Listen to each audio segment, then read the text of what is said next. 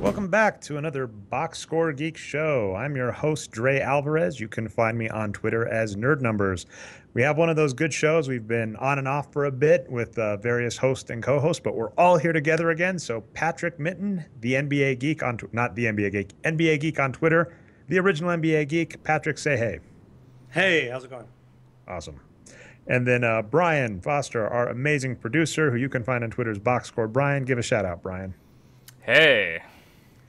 All right. So anyway, this week's show, I decided to basically rip off one of my other favorite podcasts, The Unpopular Opinion, where he has a column he writes every week, and then he basically talks about like a list during the show. So that's what we're going to do here. We're going to do great what ifs in NBA history. All of us have done our homework. All of us have brought some examples. We'll get to that shortly. Before that, we're going to do a little discussion on last week's show, our normal at this point, I guess, wall of boredom, a little around the industry talk, and then straight into what ifs. So last week's show, Patrick, I really enjoyed listening along for a variety of reasons. We might get to some of them, but you talked about the correction to the wins produced or points over par position adjustment, which I think, as you said, you were surprised got the discussion it did, and I was as well. And the only 2 cents I wanted to add is you made the normal comment, yeah, flawed system. And it's one of those where I basically, my thought back when I heard that is, you're right, it's flawed, but it's also one of those kind of sums up in one instance the problem that I see with so many people use stats, which is you're going to fight really, really hard over this one thing that matters a little if you're talking big versus small, which was your point. It doesn't matter tremendously once you start arguing like small forward versus shooting guard half the time or whatever. But you'll get people arguing like that and ignoring the bigger picture, like the big picture that everybody seems to ignore in points over par is the notion that shooting efficiency matters in the NBA, which is a concept that shouldn't surprise anybody if they claim to like basketball. Yeah, I think the big part with that is that the fact that centers have a much higher shooting efficiency is not entirely it's not entirely like what am I trying to say? It's not entirely them doing it, right? Like, I mean, Shaq has great shooting efficiency, but if Shaq had to bring the ball up himself and get to the post himself without having guards that feed him the ball there, he wouldn't have great shooting efficiency. I mean, absolutely. And I was going to say, like, I always try and compare this to basketball or baseball, even though baseball people never seem to get it. It's like looking at RBIs in baseball. Your RBIs are so much dependent on where they put you in the order. If they put you early in the order, near players that can hit, your RBIs go up because people are on base when you hit. If they put you late in the order, even if you're a good hitter, you're not going to get the same RBIs. Indeed, it's a very good analogy, and I think the whole point of the position adjustment is to basically say, you know, like, okay, Tyson Chandler's got really good shooting efficiency, but, you know, part of that is because there are guards on the team that feed him the ball, and, you know, you're not playing horse. You can't play a game where we just have Tyson Chandler gets to start the game with the ball while he's dashing towards the hoop. You have to actually play players that feed him the ball there. So a guy who plays shooting guard, essentially, it is very, very hard for them to have the same shooting efficiency as a big man. Which is why, for instance, we are so impressed with Michael Jordan. The fact that as a shooting guard, he was shooting as good as Shaq almost all of his career is remarkable. And I tried to troll. No one bid on this, Patrick. I was looking forward to getting some trolls. But the comment I made is, Patrick says, you don't have to worry about positions in the NBA, but if you do, you can't say Michael Jordan's the greatest. And no one bid on that. I said that. I don't think that's what I said. As an editor, you know, like again, podcast, like I said, we mentioned the Unpopular Opinion podcast, which is a subsidiary of the Cracked network. You know, Adam Todd Brown works for Cracked, and it's aired there. You know, basically, I do the Cracked trick of you read an article and you just change the title a bunch until you see what strikes with people. And so you basically, if I decided to go through that last week's show, and you guys can do this too, go listen to last week's show, and I were to pick in context too, but just, you know, 4 different paragraphs that you were saying, I could write a paragraph or an article that would basically say position matters a lot for people that like Michael Jordan. Yeah.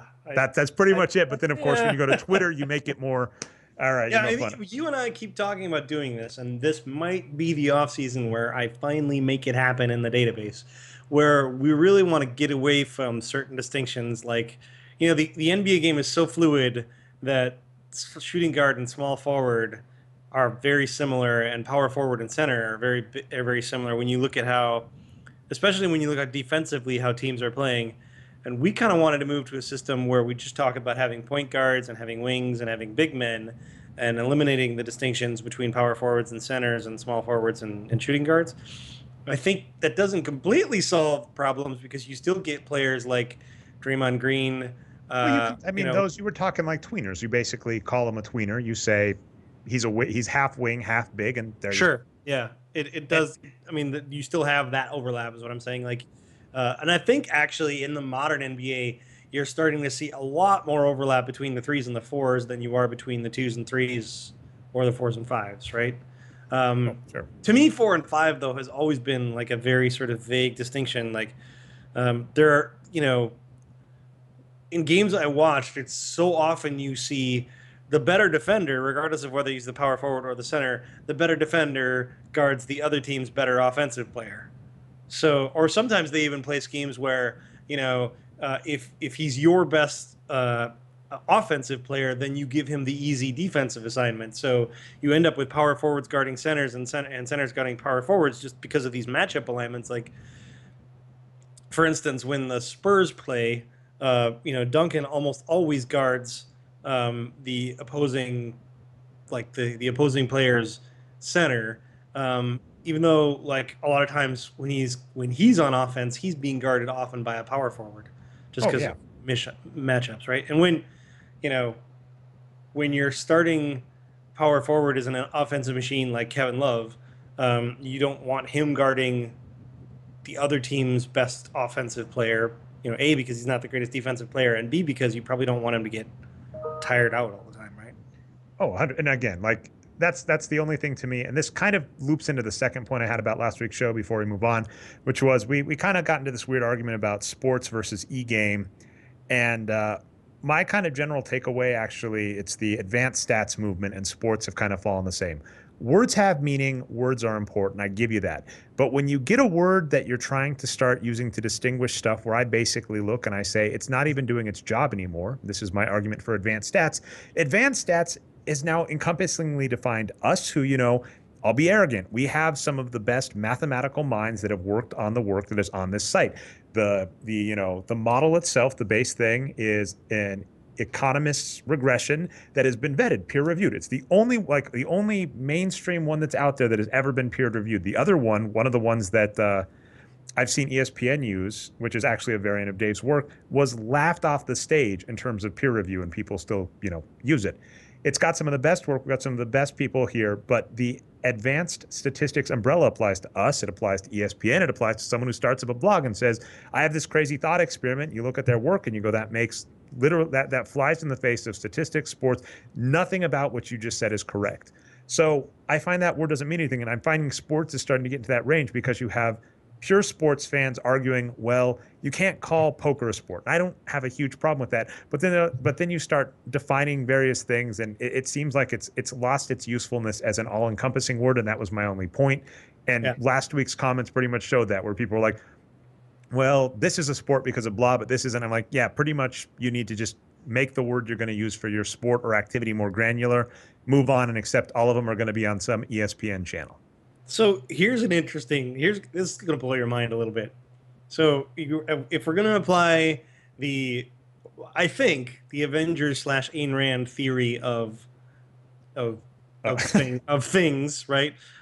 So I mean, the application that first brought this up was the theory that if the purse is big enough, then it must be a sport, right? If there's enough money out there that people are willing to pay. I didn't say that, but yes, Brian did make that joking point on the show. But yes, I forgot who first said it, and then gave attribution to Dave's Avengers theory of film criticism. that was right? Brian, 100% Brian, pointing at Brian. I'm not certain I agree, because the problem with that is that people will spend money on lots of things and not all of them are sports. So just because, for instance, actors in Hollywood make millions and millions of dollars, but that doesn't mean they're in a sport, right? Just because someone is willing to pay you lots of money to do a thing doesn't mean the thing that you're doing is necessarily a sport. But if we're going to use this kind of arbitrary thing and say, well, if people are willing to pay $1 million to see it happen, and they're willing to like watch people on TV do it, at what point do fantasy sports become sports? Because then it starts to get really ridiculous, right? I'm kicking that out. I mean, yeah.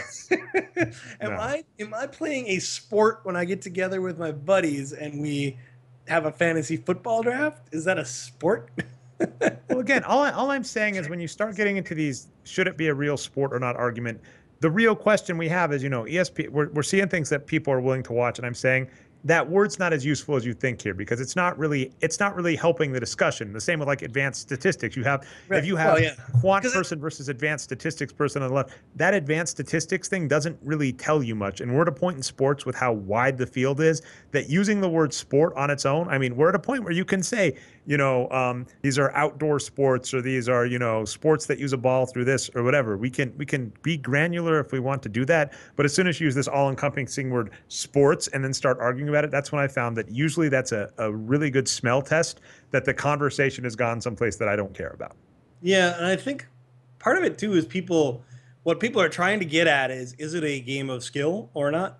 And that, if we call it a sport, then it must encompass some form of skill where the better person has a much greater chance of succeeding. Oh, well, you're starting to fight there. As a poker player. What I'm saying is that's not necessarily true. I mean, there's lots of things that take skill to do that aren't necessarily sports. Like, I mean, start with my job, right? I'm a software developer, and it takes a lot of skill to be one, but that doesn't make me an athlete. And my only point there is you would argue, right, that poker could arguably, if you look at the sample size and number of games, could arguably be more skill-based than like football, where you can, like I mentioned last week, we've seen losing teams win the Super Bowl with the right circumstances. I would compare poker to coaching a sport where it's obviously coaching a sport is a skill, but at some point, no matter how good a job the coach did, random shit will still happen. Oh my God, I'm gonna have to steal that. That is brilliant. I mean, like, Mike D'Antoni. Let's talk about Mike D'Antoni for a bit. Like, I think he's starting to finally get the credit now for what an awesome coaching job he did with the Suns. For the longest time, it was like, well, the Suns, they won a lot of games, but they can't win in the playoffs because that style can't win. And the Warriors pretty much just crushed the entire league playing exactly that style. And people are like, maybe that can win. And it's like, well, yeah, maybe it could have won back then, except there were these games where Steve Nash got hip checked out of bounds, and then Amari Stoudemire had to sit out 2 games of the suspension, and lots of other very small, almost impossible to control things happened that may or may not have cost the Suns a championship. And it's or this is like one of Billy Bean's favorite things. He's like, it doesn't really matter how good a team I build. Like, gets to the playoffs, my shit doesn't work. And what he really means is, like, when he gets to the playoffs, you have to play a 7-game series, and baseball is not a game that is designed to find the best team in 7 games, right? Oh, that's true. Yep. You're gonna find the best team in 80 to 100 games, not in 7 games, because that's just the nature of baseball. So having the whole thing, like, all you can do as a manager and or a coach is get your team to that stage and then hope the dice roll your way. Patrick, the San Francisco Giants are a great example of that. They've won the title 3 out of 5 years recently, and they were not the best team any of those years, not even close. They beat teams way better than them. Yeah, well, and I want to throw this out because it was interesting. I made that point. I said I really liked the Cavaliers this last season compared with the Lakers in 2004. We might talk a little more later on the show. And I basically said both of these teams were kind of mainstream darlings, but if you looked at the numbers and broke it down, really were outclassed.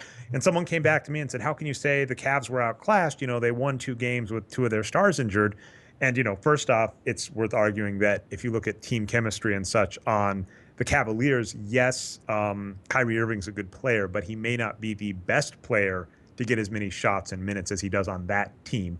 But regardless, that just shows people who don't get stats, which is to say bad teams beat good teams all the time. And if you do best of 7, best of 5, best of 3, all of which have been, I believe, the case in NBA history. Best of three, I think, used to be baseball. I may be wrong. You can see a bad team beat a good team. And if you don't understand that, that's just basically a misunderstanding on stats on your part. Yeah, I mean, the Bulls team that won 72 games, I think they had a 3-game losing streak in that season. I think it was only 2. I think because I remember somebody brought up some BS stat about that with the Lakers. Like with the Lakers there with Kobe, the second year they won, when they won back-to-back titles with Kobe, they lost 3 in a row, and somebody freaked out and brought that up. And my counter to that, to like even what you're saying, is they lost to the Toronto Raptors and Denver Nuggets, the 72-win Bulls. They lost to those 2 teams, and the Nuggets that year were passable thanks only to Dikembe Mutombo, and the Raptors were terrible. So anyway, you actually added a what if to the list, Patrick. I'm going to have to make sure we discuss, so I want to get us there. But let's do around the horn, whatever you want to call that, news of the week. The only reason I'm calling it that instead of wall of boredom is because I'm involved, but I'm going to keep that short and I'll give my reasoning. But let's talk NBA transactions. I'm only talking one, people. There are some other things that have happened last week. I don't know if it really even counts as a transaction because the Timberwolves signed Tayshaun Prince, but they announced it weeks and weeks ago. I think this week. That's not the one. But yes, that doesn't count. Sorry, it was Valanciunas signing an extension in Toronto. That is it. Do you have anything to say on that? I think it's a good move, right? He's a good player. Probably should have gotten more minutes. You got a good center. You should pay him. There's not really a lot to add there. I mean, I think he's not fantastic yet, but he's only like 22 or 23, right? Like he's pretty young, and he's already a good player. He's not yet an all-star, but generally when they're that good, that young, you should keep them. And what was the extension? Because I'll say, I apologize. I thought it was 4 years, $64 million. That doesn't even. That's correct. He was above average as he was average as a rookie, above average as a sophomore. Really close to star level last year. We talk points over par. He's almost getting you. If you're talking gambling, like a 3-point spread, average team versus average team. If Jonas Valanciunas plays the whole game, maybe he needs to be able to play the whole game. He gets you about a 2.8 point advantage. So for $64 million with the CBA coming up, 4 years, $64 million, $16 million for a good big. That is nothing. That was nothing pre-new CBA, and that's nothing in the later CBA. That's just a good move. Good job, Toronto. Toronto is doing a good job in the East. I don't think we're shocking anybody. And even with the Embiid setback, I don't think it's unfair to say that we think the East is probably going to be Toronto and Philadelphia in 3 years, probably based on the managements we're seeing. Yeah, well, I think so. Interesting. It's always really hard to say, right? I mean, it kind of depends on who got lucky and what stars emerge, right? Because in every draft, there's some superstar that no one saw coming, right? And so I think the question is, well, which guy is it and which team does he play for, right? I mean, But I think, there's obviously one guy nobody saw coming. Yeah. But I think with Philadelphia, their advantage is I would have been a little more trepidatious if we hadn't seen the breakout from Noel last season.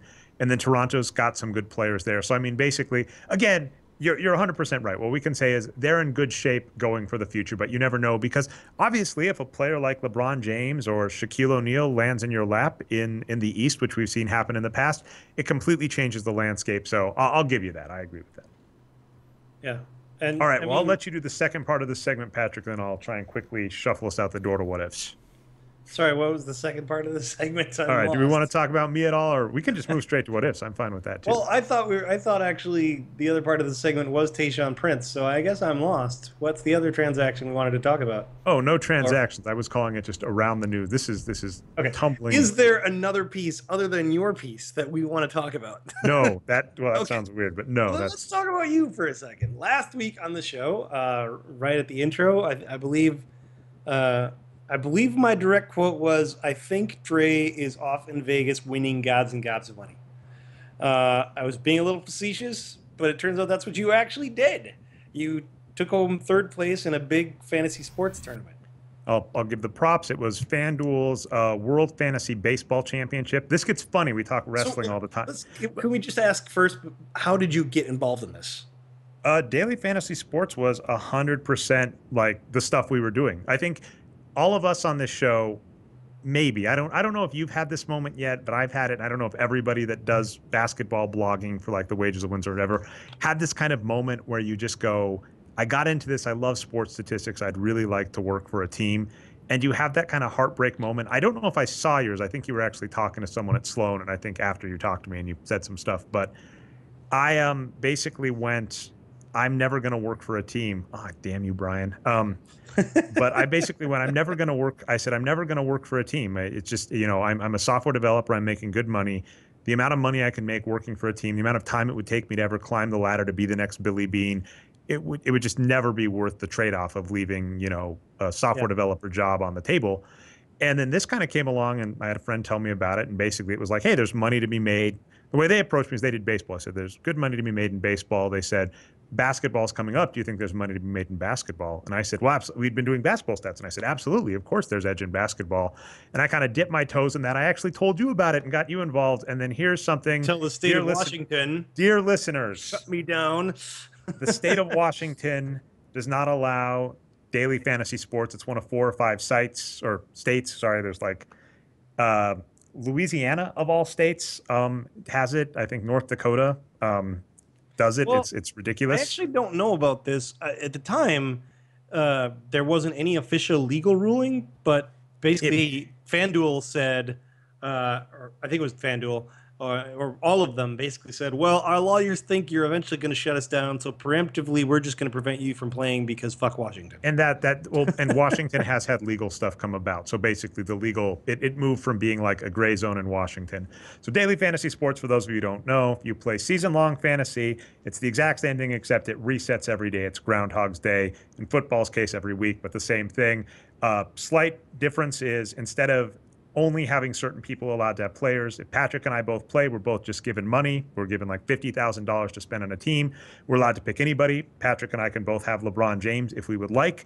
And then at the end of the night, the players that perform the best on the best team. It's essentially like being a GM, kind of. And it's like being a GM in like a fantasy world, obviously. It captures that. It captures that exact thing that I think you and I love, and it turns out lots of fantasy sports fans love, but you and I especially, from this economic perspective of, okay, well, so everybody knows LeBron's the best. That's pretty, like, there's nothing, especially in fantasy sports, there's nothing hidden about who's better than whom, right? You can pretty much say from the stats, this player is better than that player. It's just there, right there, black and white in the numbers, because there's no intangibles to fantasy sports, right? They score points, you get points. They get rebounds, you get points, right? But the fascinating part is, okay, but I only have 50,000. I can't just pick the best player at every position. That's not how it works. I have to make my money work. So I have to say, do I want to make a sacrifice at this position in order to get LeBron at this position? Do I want to sacrifice here in order to get, Dwight Howard at center? Do I want to sacrifice at shooting guard so I can have Chris Paul at point guard, etc.? And then where it gets really interesting is obviously the key is figuring out the guys who are much cheaper than their performance. Oh, absolutely. It's like the stock market, 100%. So saying, well, this guy just got injured, so he'd be terrible, or this guy's just coming off an injury, he's going to be terrible, or like even last minute lineup changes. Oh shit, Kevin Durant's not going to play tonight, so whoever his backup is. Kevin Durant makes Russell Westbrook mandatory is. I mean, there's something known as a chalk play. I think they steal that from making brackets in NCAA. But if Kevin Durant is out, if Kevin Durant or Russell Westbrook is out, that is such a chalk play in the industry. Like if one of those goes out, the other becomes mandatory for the night for obvious reasons that we've discussed on the show. Exactly the kind of thing, right? Like, so Durant's out, so Westbrook's probably going to shoot the ball 30 times and get a lot of fantasy points for you, and and then I think. What becomes really even more interesting is like there can be marginal players where, they suddenly become great players because they're like good backup players, but then the starter got injured, so now he's going to play starters minute and he's going to be good in those starter minutes. And I think you essentially get to do a lot of that sort of min-maxing that we as economists and statisticians really love, which is why I have to say again, fuck you, Washington, because I want to play this stuff. But how did you get invited or get to go to the FanDuel World Fantasy Baseball Championship? How did we get to that point? So that's winning a tournament. So you win a tournament to get to the tournament. Essentially, if you're a poker fan, did the tournament pay your way too, or was it like it's basically entry into a giant tournament, plane ticket, stay at a nice hotel in Vegas. So really a Nice. lot of fun. And it's, the crazy thing is when I got involved with fantasy sports, these events were like big deals. They happened like once a year for the major sites. One of the things I kind of joked was going to start mentioning earlier is we always talk wrestling. The two big sites, which are DraftKings and FanDuel, they like, it's really funny when you go to these live major events because they both want to call it the World Championship, but they're both there, so they don't step on each other's toes. So like the hashtag for DraftKings is Fantasy World Baseball Championship, and FWBC, I believe. And the hashtag for FanDuel was WFBC, World Fantasy Basket, and it was completely And they were ridiculous. both there at the same time? Within a week of each other. And then they've also had that happen before in the past where one person's announced it, the other person announced it the same week, and one of them had to move because the same group of players are interested in going to both, and their options are you either let people qualify for both and not show up to one, or you just go a different week. But no, yeah, basically I've been doing this for about 2 years now. Started with basketball, got into baseball just because, the basketball season ends, and, there were all these people that said baseball was one of those sports where stats seem to matter. And it's everything comes together. The word they have used is variance. There's a lot of variance in the sport. I was actively rooting against Troy Tulowitzki the night of this.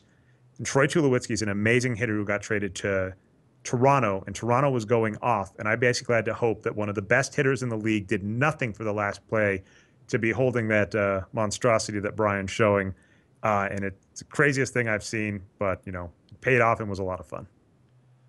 Yeah, so if you guys have a chance, check out the YouTube link that Brian's linking to. It's pretty interesting. It's very much like it's kind of the same sort of caliber as World Poker Tour and stuff like that. Although the sad part you'll find is getting hit the big time. The sad part you'll find is because of stupid legislation, essentially, myself included, you'll see daily fantasy players actively distancing themselves from poker because basically we don't want legislators to equate the two, which is complete BS. Because if you listen, like the Freakonomics podcast, one of our favorites, if you listen to him talk, they found it the most ridiculous thing to outlaw poker. He basically said, it's completely absurd to outlaw poker. Like, I mean, I could spend a whole podcast talking about how poker is a game of skill. I have 6 years of tax records that fucking prove poker is a game of skill over millions of hands. It's totally absurd to outlaw poker. But isn't the real reason the casinos don't want competition? Isn't that why there was a lot of stuff? Right? I don't believe that's the real reason. Oh, interesting. The casinos are. I mean, I spend a lot of time in casinos, or more than the average person, I would guess, at poker tables, and I would have to say the casinos are doing significantly less business now that there's no online poker.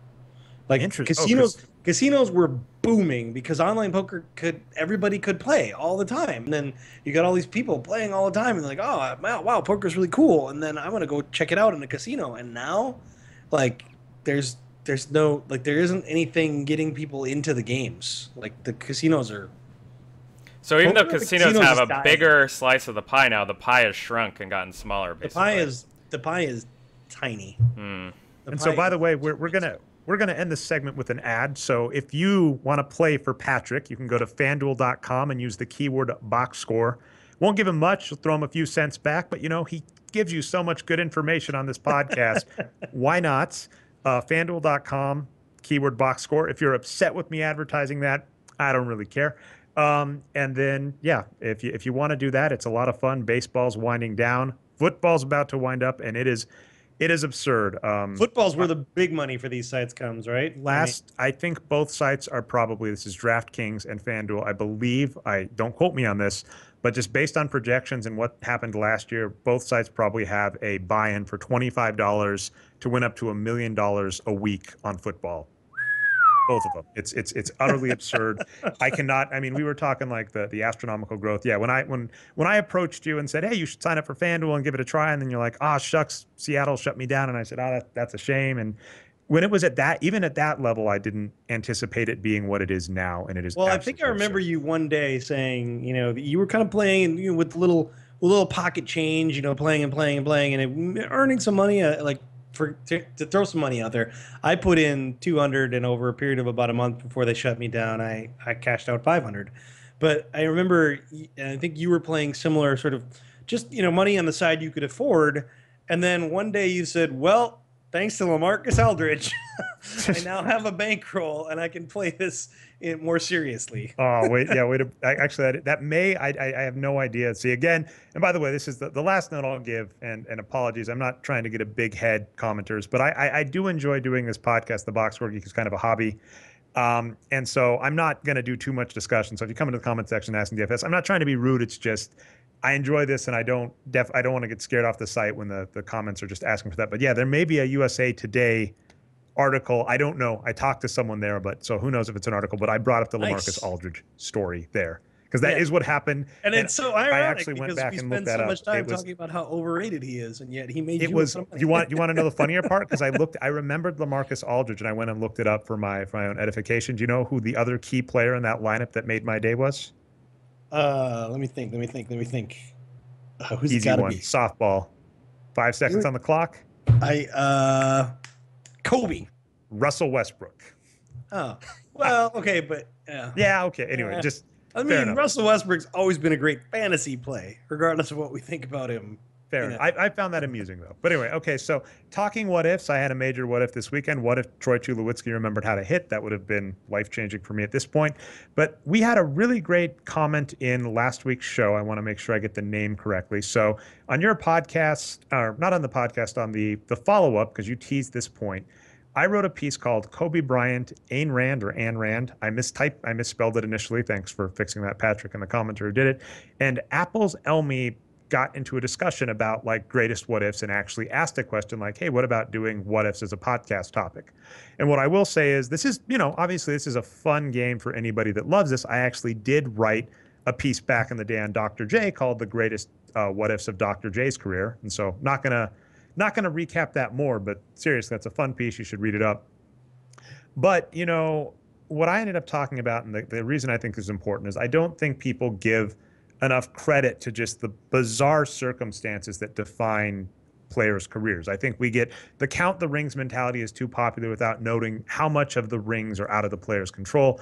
I did a comparison between, Kobe Bryant and Tracy McGrady, who on paper, very similar. You got high school players coming into the NBA right around the end of Michael Jordan's tenure, got big brands. I think they both got signed by Adidas to kind of be the future face of the score at will guard.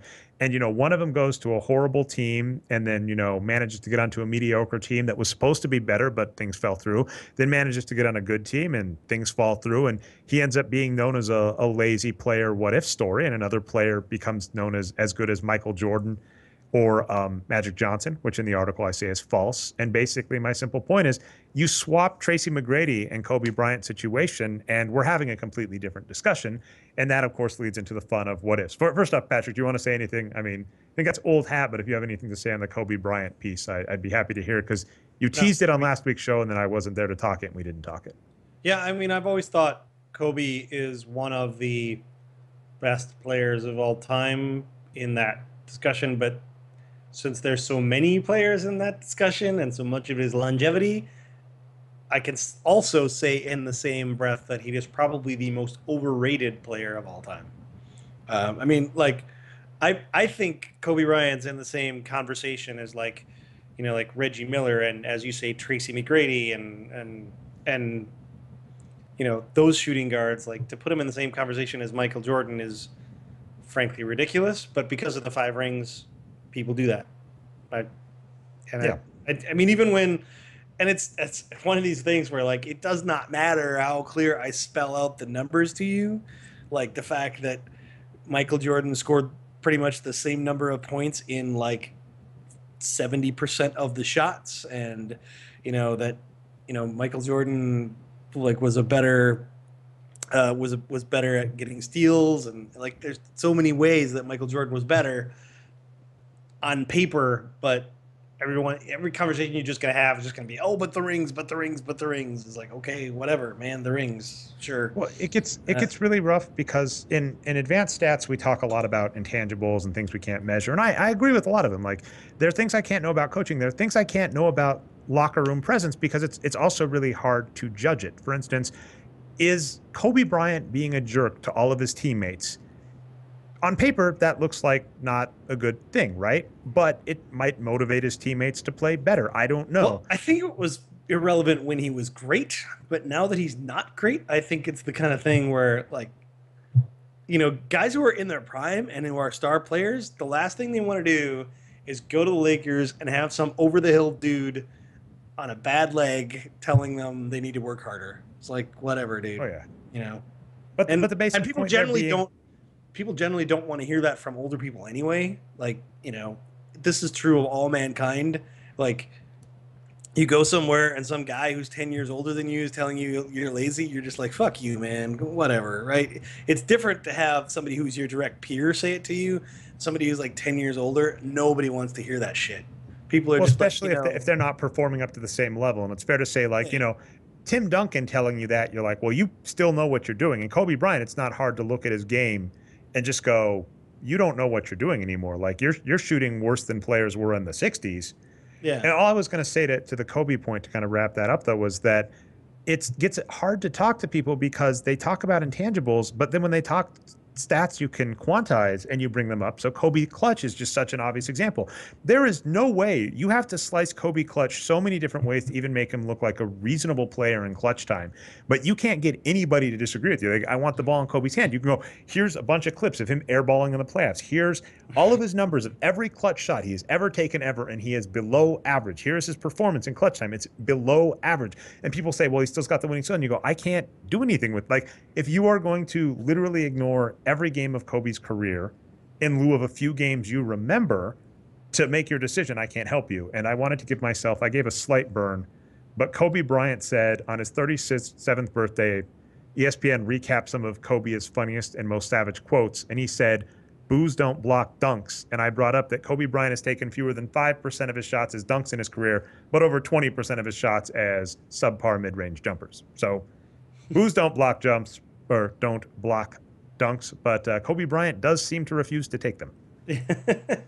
All right. Anyway, let's actually get on to what ifs, and I'll put mine first because it does relate to Kobe. I have two, which are funny for different reasons, but almost the same reason. I really want to know what would have happened if Shaquille O'Neal had stayed with Orlando.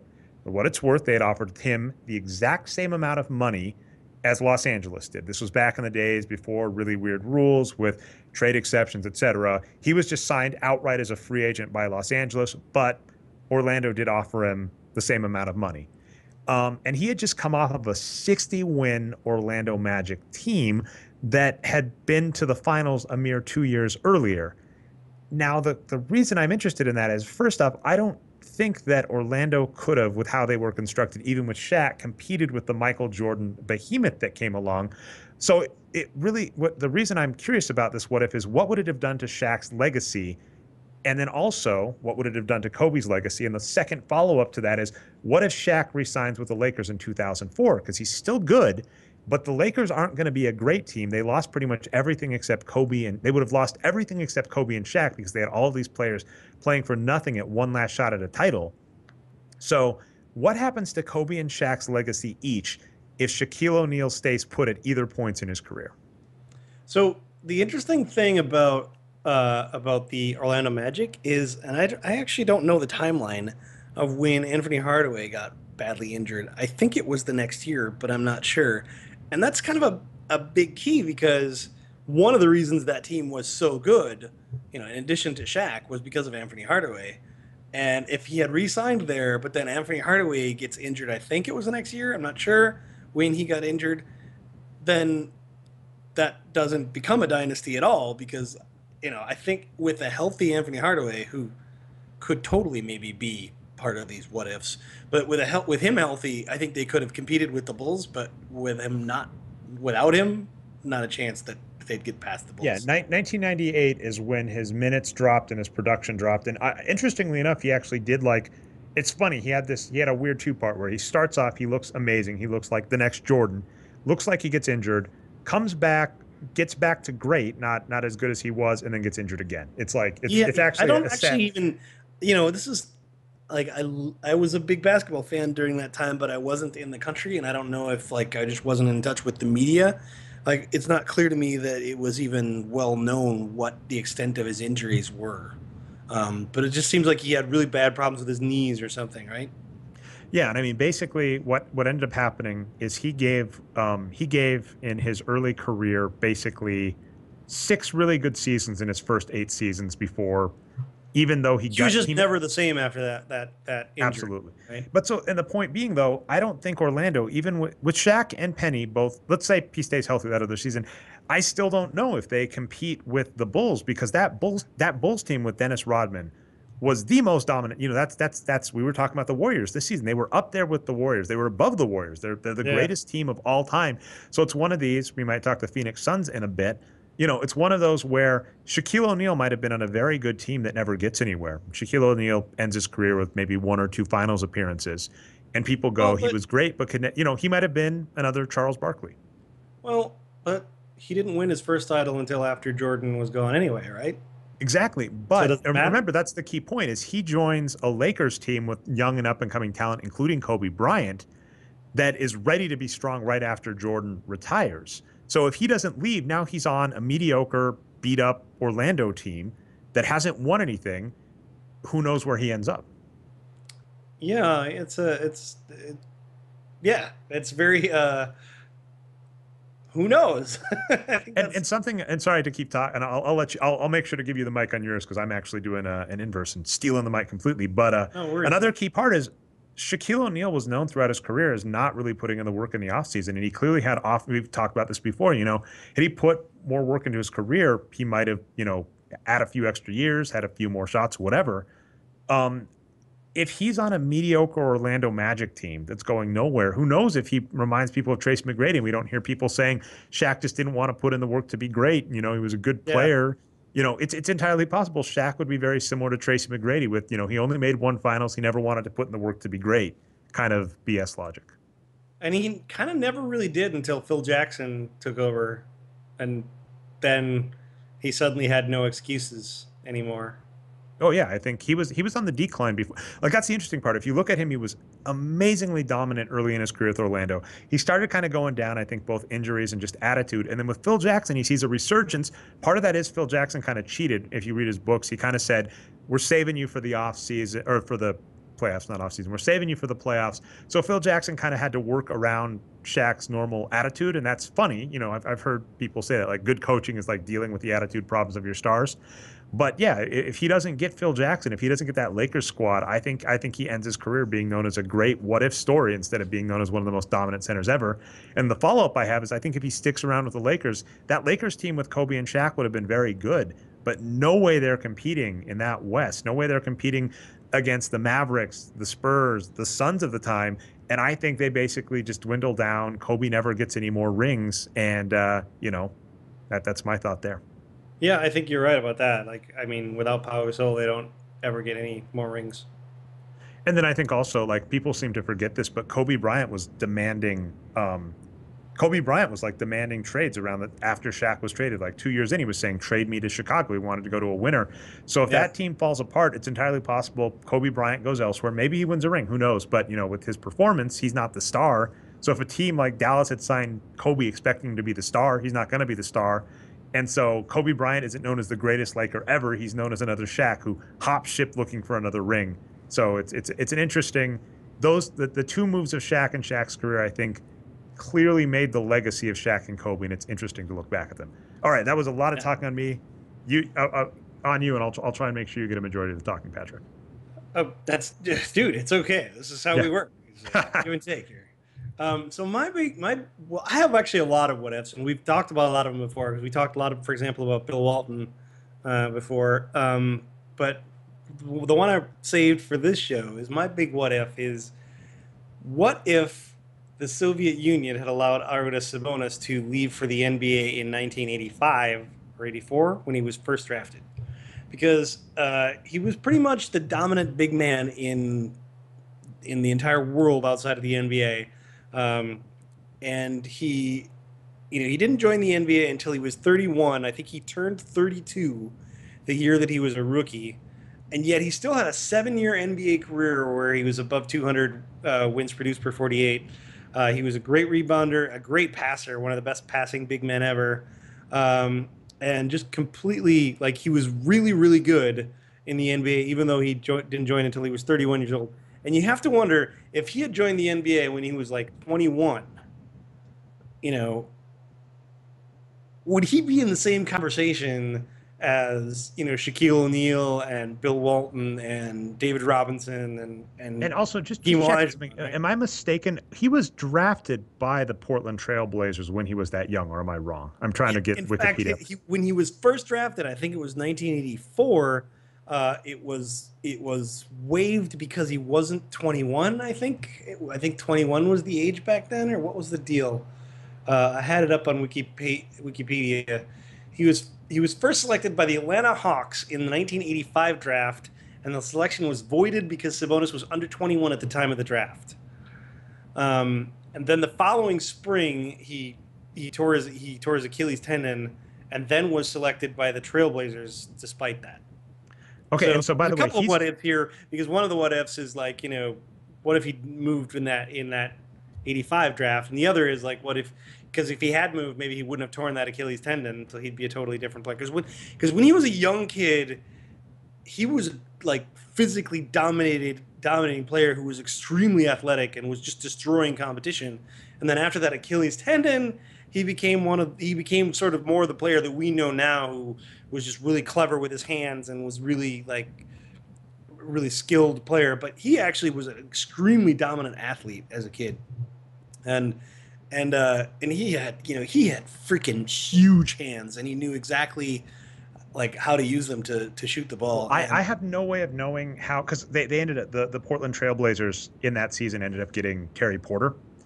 So I have no idea what because they made some moves clear, and then later they trade like Kiki Vandeweghe and stuff. But they were a 50-win team the season. In theory, he was drafted for them.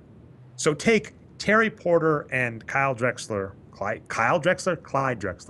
may have to look up the article where Terry Porter and Clyde Drexler are the best shooting guard, point guard tandem in NBA history, according to the James Mercado metric, which is looking at their best 6 years together.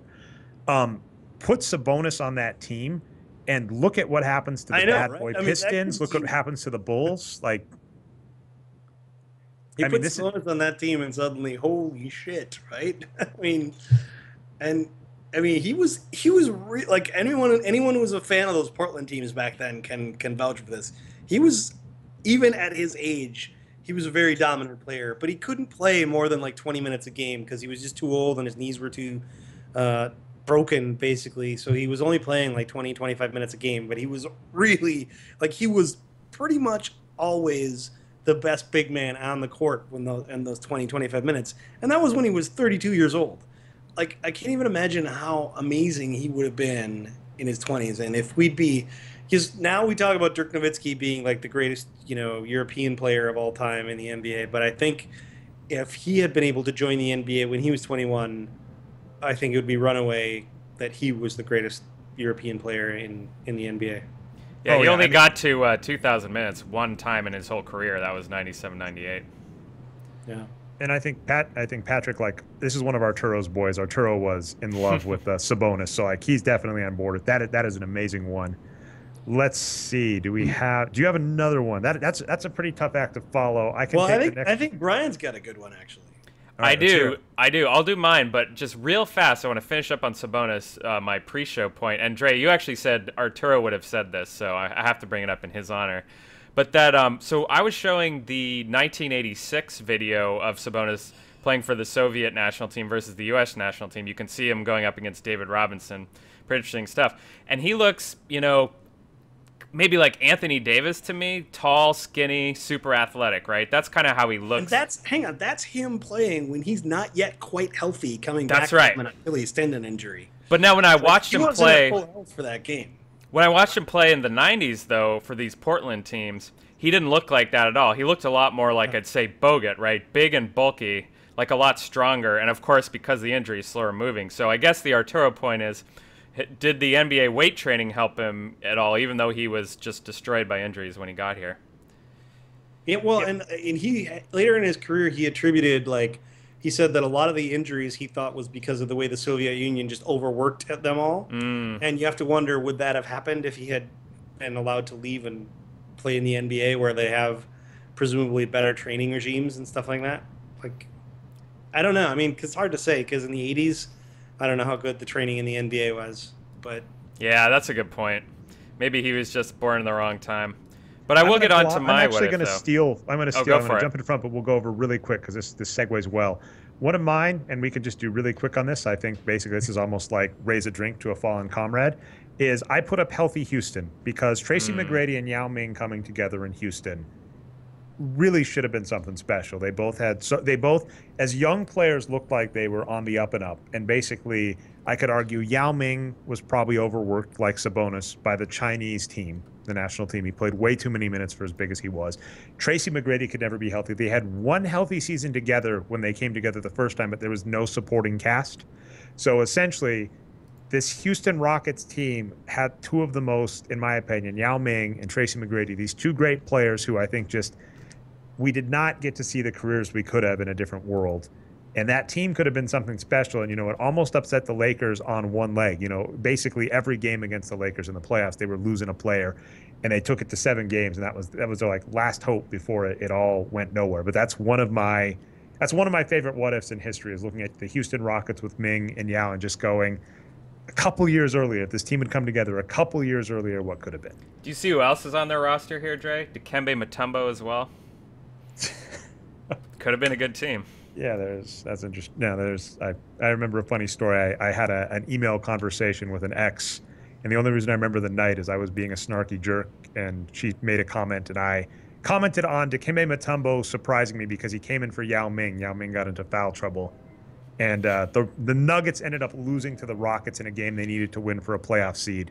And it was all because Dikembe Mutombo came in because Yao Ming wasn't playing well. All right, let's get on to yours, Brian. I don't think there's much more to say. Yeah, so mine, I stole from Reddit, actually, so let's give credit here where credit's due. We'll bring this up right now. Blarg Cakes on Reddit, NBA Reddit, posted this, and I love this one. Before I get into it, though, let me point out, I think Reddit agrees with you, Dre. If you can see this here, there's here's their off-season continues graphic. I think this is... I don't know who it is. Carmelo Anthony maybe sleeping. But yeah, Reddit is bored as well. But this was a great article. Oscar Schmidt, who is Brazilian and played for the Brazilian national team and also professionally in Europe in the 80s and 90s. I love this little piece on him. There's a lot of animated GIFs and just of his play and international play. And I want to bring up the one stat that I had. What was the good one here? Right, so... one of the things this poster said was Oscar was ahead of his time. In 1988 alone, he was averaging 10.9 three-point attempts a game in Italy on 46.7% shooting. Now, to be fair, they probably had the shortened FIBA 3 line. Absolutely, yeah. The international line is shorter than the NBA line. Here's an interesting thing. The NBA, when they had the shorter three-point line, like they still had at a team level fewer three-point attempts than the NBA does now. Oh, wow. Yeah. So yeah, I mean, I think if he'd been, that's an amazing, like, if he'd been allowed to play. And they point this out. People don't realize the number of rules. It was what spawned my first post, right? Kobe Bryant, watch the movie Soul Man. It's an amazing documentary, but the amount of gymnastics he did, both him and John Elway are two examples of players that wanted to be on a good team and basically had to fight really, really hard to game the draft to get themselves on a team they wanted. There's so many things in place that keep players from ending up in good teams and good situations. And what you ended up saying, I think that's listed on the Reddit thread, is that NBA were just that he didn't go to the NBA after being drafted because NBA players were disqualified from playing in FIBA. So basically, he just decided, I'm going to play FIBA, I'm not going to play NBA, and that changes history. Yeah. Do you know who drafted him, by the way, or did he not get drafted? No, he did get drafted. I want to say he got drafted in the 6th round by the Nets back in the 80s, yeah. Interesting. That probably wouldn't have, he probably would have had to have gotten traded or something, because if my recollection is correct, I don't think the Nets did much until they got Jason Kidd. Yeah, that sounds right. Oh, well, I mean, they made a few runs with Derek Coleman and Kenny Anderson in the 90s, but yeah, they didn't go that far. All right, well, I'll furiously scramble to look up the Nets to end that up. Anything to end that up with, Patrick, and do you want to take the next one? No, I actually got to get going soon, so I'm ready to wrap things up. Okay, you're ready to I got wrap one up. more thing on this real fast, is that, so Oscar Schmidt was the most famous international player I thought of that has never played in the NBA, so I'll just throw it out to the commentators, or commenters, whatever you want to call yourselves. Are there any others, that we're missing, like Oscar Schmidt? So, sorry, go ahead, guys. Well, I mean, the popular one, this was the easy one. Patrick, you got pseudo famous for an article. You got at least some heat on this. Was you wrote an article on John Bryant, and he hasn't made it to the NBA. But yeah, I don't think he will at this point. But that's our. I'd have to say it's a Box Score Geeks pick to just go this player. Like, why are you signing Tayshaun Prince instead of looking at players like this overseas? Like, you can probably buy out their contract in the EuroLeague or wherever they're at. Probably give them a 1 year maybe a 1 year vet minimum guaranteed for less than you're going to pay. And I don't even know. Do you know what Tayshaun Prince is getting paid? I'll see if I can get it at Basketball Insiders. Sure, it's the vet minimum, but I don't know. I'm curious. And what team did he end up going to? I'm getting in front of him. Okay, Tim. Sorry. Because that's what they need is veteran leadership. Yeah, that was uncalled for. Apologies.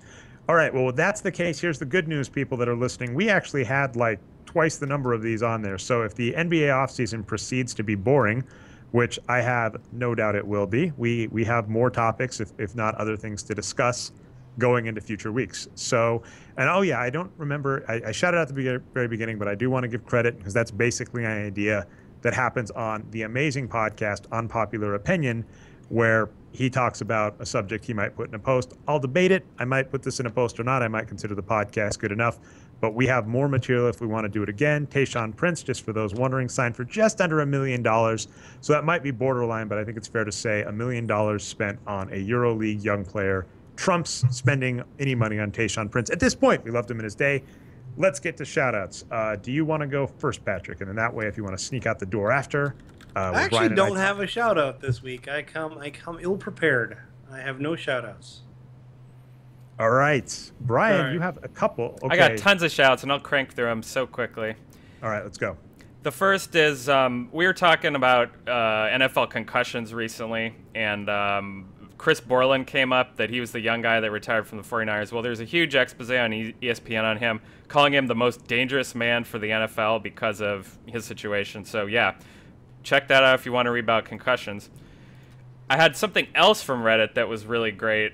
They're bored in the offseason too, but putting up some good stuff about who the worst three-point shooters are of all time. It turns out, depending on how you look at it, Charles Barkley may be the worst ever, so maybe that's why he's biased against jump shooting teams. So we'll have the link to that, and people can check that out too. And then the last one was kind of the business economics one. There's also another ESPN article by Darren Ravel saying that LeBron James charges at least $140,000 per tweet to tweet out your product and, hype it up on his Twitter account and his, what'd you say, 23 million followers, Patrick. So kind of an interesting business link there to read. And I think another thing, Patrick, is you did some quick napkin math and you thought that might have been a good deal for him per impression.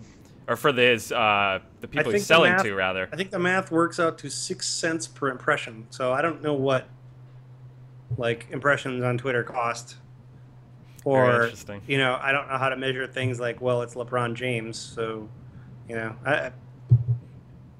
no idea, to be honest. I mean, if that's a good deal or not. Maybe some people who do some marketing can chime in on whether that sounds like a good deal or not. Yeah, the article's just like, hey, that seems like a lot of money. No one really tackled if it was a good deal or not. I'm sorry. Newsflash. LeBron James makes lots of money. Yeah, exactly.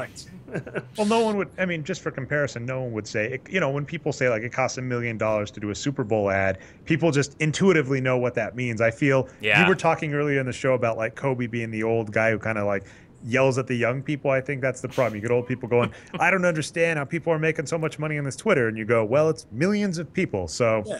All right. I'm sorry. LeBron James tweeting is LeBron James saying something to 23 million people that have shown that they want to hear him. Yeah. Right. It's not 100 million people who forgot to tune out, and that's why they're on the news at 10 p.m. or whatever old people do. All right. I got 3 quick shout outs as well. The first one is a fantastic. Sorry to do this. I think we've mentioned wrestling 3 times already on the show. I'm going to bump it up to 4.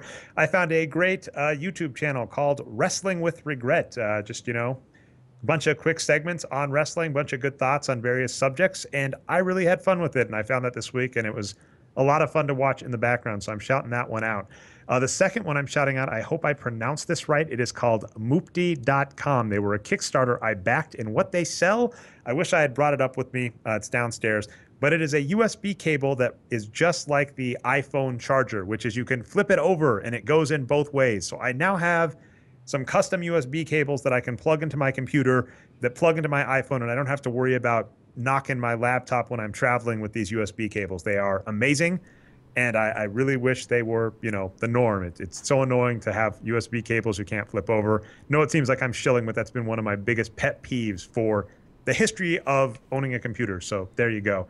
Last one is, as part of these things we talked earlier in the show, I got a chance to meet Bo Jackson, which was a surreal moment because I was a kid of the 90s. I actually watched the television show with him, which was called Sports Stars, which had him as a character. So I got to meet Bo Jackson, which was freaking surreal as heck. And it was a lot of fun. And he's just as nice a guy in person as you see online.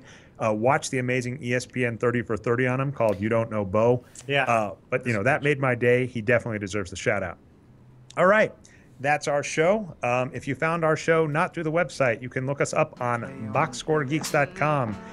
Finishing up with my shilling there. If you want to give Patrick some fun, go over to fanduel.com, type in keyword Boxscore to play vicarious, or let him play vicariously for you. Let him know, because Washington is stupid. Additionally, you can find our show on iTunes and Stitcher as the Boxscore Geeks Show. Subscribe, upvote us, it helps us out. We are live most Mondays at 9:30 p.m. Eastern Standard Time on twitch.tv/nerd numbers. That actually is a video show. You can see our lovely faces. You can see clips that Brian puts up. You miss it live, we put them up on YouTube on channel Nerd Numbers. With that, we'll see you next week. Goop.